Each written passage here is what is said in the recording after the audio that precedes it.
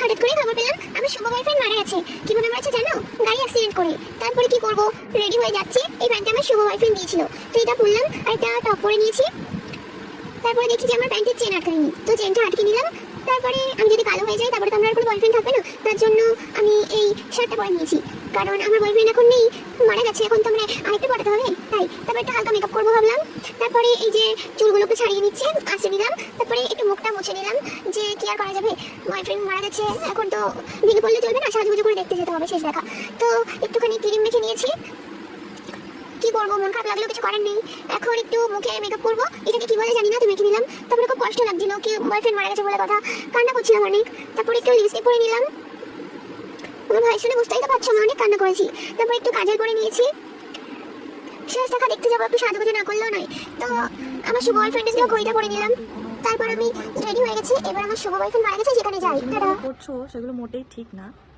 আর এগুলো বন্ধ করে যদি তুমি পড়াশোনার দিকে ফোকাস করো তাহলে সেটা তোমার পক্ষেও ভালো, আর যারা আর কি তোমার এজের যারা আছে তাদের জন্যও ভালো আমার মনে হয় সেটা। এই একটা ধরা আর একটা ছাড়ার ব্যাপারটা আমাদের সমাজ মেয়েদেরকে কোন নজরে দেখে সেটা তুমি জানো কি আমি জানি না। তুমি যদি না জেনে থাকো তাহলে বড়দের কাছ থেকে একটু জেনে নিও, এটা আমার রিকোয়েস্ট রইল। এটা খুব একটা ভালো চোখে সমাজ দেখে না, তাই তুমি তো অনেক ছোট, হয়তো বোঝো না, বা এটা তুমি ফলস মিথ্যে ভাইরাল হওয়ার জন্য করছো।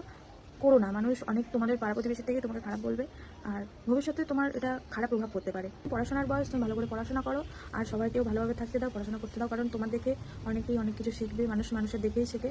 তাই আমি তোমার কাছে রিকোয়েস্ট করবো যে এসব অসভ্যতা তুমি করো না, সেটা তোমার ভালোর জন্যও বলছি, এবং সব আমাদের সমাজের মেয়েদের জন্যও বলছি।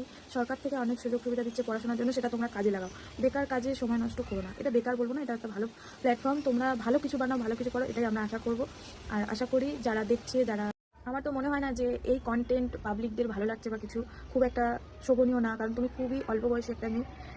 তো এখন তোমার পড়াশোনা করাই উচিত, আর যদি কিছু বানাও তাহলে পড়াশোনার বিষয় বানাও, বিষয়টা সম্পূর্ণ তোমার উপর নির্ভর করছে, কিন্তু যেটা মানুষের হেল্পফুল হবে সেরকম কিছু বানাও। আর আমাকে যদি আমি কোনো কিছু ভুল বলে থাকি আমাকে ক্ষমা করে দিও, আর ভালো থেকো, অনেক সুস্থ থেকো, এটাই কামনা করি।